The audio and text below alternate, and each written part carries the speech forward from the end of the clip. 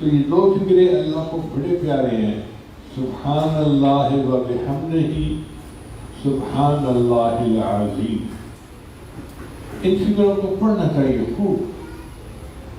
حدیث مبارکہ میں آتا ہے کہ جو بندہ 100 مرتبہ سبحان اللہ و بحمدہ پڑھ لیتا ہے، اللہ تعالیٰ اس کے سب گناہوں کو معاف کر دیتے ہیں، اگرچہ اس کے گناہ سمندر کی جھاگ کے برابر کیوں نہ ہو۔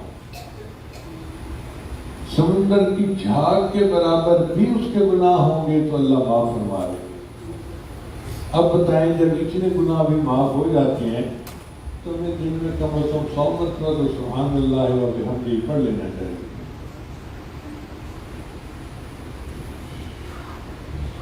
ایک اور بات خاص ہے کہ یہ جو سبحان اللہ کا لفظ ہے نا، یہ سزا میں، تکلیف میں آسانی کر دیتا ہے، اور اس کی دلیل قرآن مجید سے ملتی ہے۔ حضرت یونس علیہ السلام ایک پیغمبر تھے، ان کو مچھلی نے اپنے پیٹ میں لے لیا تھا۔ اب یونس علیہ السلام کو مچھلی کے پیٹ سے نکلنے کا کوئی راستہ نہیں ملتا تھا۔ ایک رات کا اندھیرا، ایک پانی کا اندھیرا، ایک مچھلی کے پیٹ کا اندھیرا، تو 3 اندھیروں میں تھے۔ آپ سوچئے اس وقت کیا حالت ہوگی بندے کی، جب چاروں طرف سے اندھیرا ہو، کچھ صورت نہ بنتی ہو، تو بندہ وہاں سے کیسے نکل سکتا ہے؟ تو یونس علیہ السلام نے سوچا کہ میں اللہ کی تعریف کروں تاکہ اللہ مجھے اس تنگی میں سے نکال دے۔ چنانچہ انہوں نے پھر اللہ کا ذکر کیا، لا الہ الا انت سبحانک انی کنت من الظالمین۔ سبحانک مخاطب کا صیغہ ہے، اگر ہم پڑھیں گے تو ہم سبحان اللہ پڑھیں گے۔ تو یہ سبحانہ کا پڑھنے کا یہ برکت تھی کہ اللہ نے مچھلی کو حکم دیا کہ ان کو سمندر کے کنارے ڈالے، چنانچہ یونس علیہ السلام مچھلی کے پیٹ سے آزاد ہو گئے۔ اللہ تعالیٰ قرآن میں فرماتے ہیں، فَلَوْلَا أَنَّهُ كَانَ مِنَ الْمُصَدِّقِينَ، اگر یونس علیہ السلام میری تصویر بیان نہ کرتے، لَلَبِثَ فِي بَطْنِهِ إِلَى يَوْمِ يُبْعَثُونَ، تو قیامت تک وہ مچھلی کے پیٹ کے اندر رہتے۔ مصیبت اتنی بڑی تھی کہ قیامت تک انہوں نے مچھلی کے پیٹ کے اندر رہنا تھا، مگر سبحان اللہ کی برکت سے اللہ نے اس میں تخفیف کر دی، اس کو نرم کر دیا، تھوڑا کر دیا۔ چنانچہ ابو سعید رحمۃ اللہ علیہ روایت کرتے ہیں کہ عمر لعنت کے پاس ایک بزرگ کو لایا گیا اور انہوں نے جلاد کو بلا کے کہا کہ اس کے نا 10 ڈنڈے لگاؤ، 10 چوبے لگاؤ۔ اب جلاد نے جب پہلا ڈنڈا لگایا نا تو وہ جو مجرم تھا وہ کہنے لگا سبحان اللہ، یعنی اس وقت کے مجرم بھی ایسے ہوتے تھے کہ ان کی زبان پہ سبحان اللہ کا لفظ جاری ہوا۔ ہمیں بھی یاد ہے، ہم جب چھوٹے تھے اس دور میں نہ ٹی وی تھا، نہ کوئی مصیبت تھی VCR کی، نہ کسی چیزوں کی، سادہ زمانہ تھا۔ تو ہمارے دور میں بچپن میں جب کوئی بندہ پاگل ہو جاتا تھا نا تو اذانیں دینے شروع کر دیتا تھا۔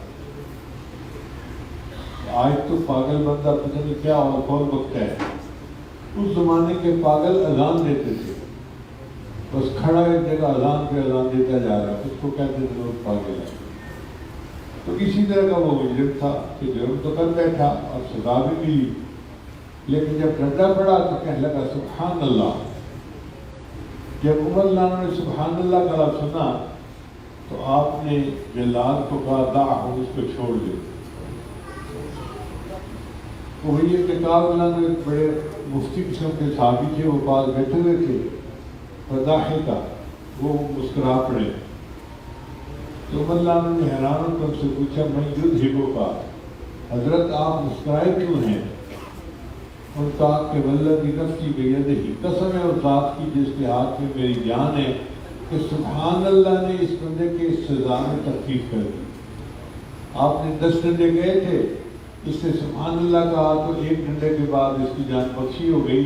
تو اگر سبحان اللہ اس کی سزا میں تخفیف کر سکتا ہے تو قیامت کے دن بندے کے عذاب میں بھی تخفیف کر سکتا ہے۔ اس لیے سبحان اللہ جب ہم پڑھیں گے تو اللہ تعالیٰ ہماری سزا کو کم کر دیں گے، آزمائش کو کم کر دیں گے۔ کوئی بندہ بھی پھنسا ہوا نہ کسی آزمائش میں تو وہ سبحان اللہ کا ذکر کثرت کے ساتھ کرے، اللہ اس کو اس پریشانی سے نکال دے۔